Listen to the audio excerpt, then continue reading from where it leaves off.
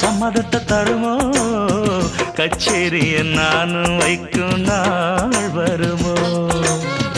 அஞ்சு வீரர் கோலம் போட அச்சம் என்ன மிச்சமின்றி விடுமோ